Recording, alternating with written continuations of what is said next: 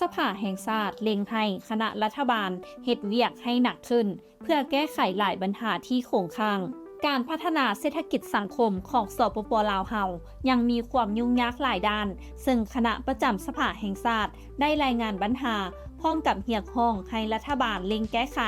มาเบิ่งรายละเอียดของรายงานนี้น้ำกันเมื่อวันที่9มิถุนายน2025สภาแห่งชาติได้จัดกองประชุมสมัยสามัญเทื่อที่9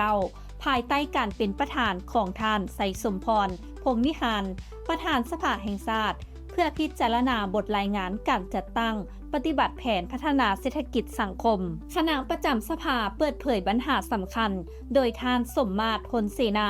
รองประธานสภาแห่งชาติต่างหน้าคณะประจำสภาได้ชี้ให้เห็นว่าการจัดตั้งปฏิบัติแผนพัฒนายังมีข้อคงค้างหลายด้านที่จำเป็นต้องแก้ไขด่วนบางคาดหมายมีความคืบหน้าน้อยและมีความเสี่ยงที่จะบ่บรรลุได้ตามมติสภาแห่งชาติเศรษฐกิจเติบโตแต่บ่ยืนยงถึงแม้ว่าอัตราการเติบโตของเศรษฐกิจมหาภาคขยายตัว 4.5% ใน 6 เดือนที่ผ่านมาแต่สภาแห่งชาติเห็นว่าการพัฒนายังบ่ทันเป็นไปตามทิศสีเขียวและยืนยงปัญหาสำคัญแม้เศรษฐกิจยังอาศัยการขุดค้นทรัพยากรธรรมชาติขายวัตถุดิบเป็นหลักเฮ็ดให้สิ่งแวดล้อมธรรมชาติถูกทำลายอย่างหนักหน่วงและสร้างผลกระทบร้ายแรงด้านสังคมนอกจากนี้สภาพพื้นฐานโครงล่างทรุดโทรมการบูรณะซ่อมแปลงเส้นทางมีความคืบหน้าช้า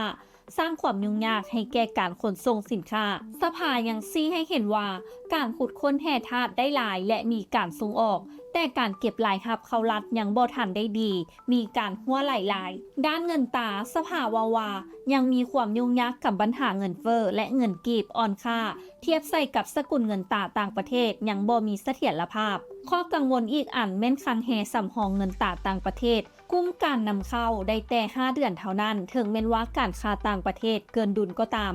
นอกจากนี้ปัญหาที่น่าเป็นห่วงในสังคมก็คือปัญหายาเสพติดปรากฏการณ์ย่อท้อในสังคมที่เกิดขึ้นกับวัยหนุ่ม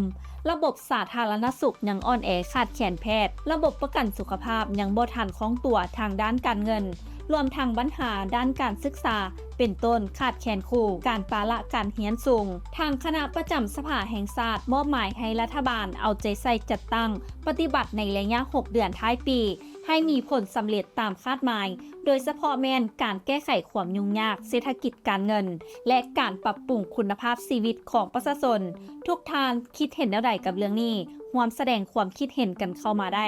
นำอบธรรมวงศ์รายงานและท้ายนี้ต้องขอขอบใจสำหรับการติดตามข่าวสารจากทางไทยกิจเมกาซีนและอย่าลืมไปกดไลค์กดแชร์กดติดตามกด Subscribe ทุกช่องทางออนไลน์ของพวกเขาเพื่อจะบ่พลาดข่าวสารดีๆจากทางไทยกิจเมกาซีน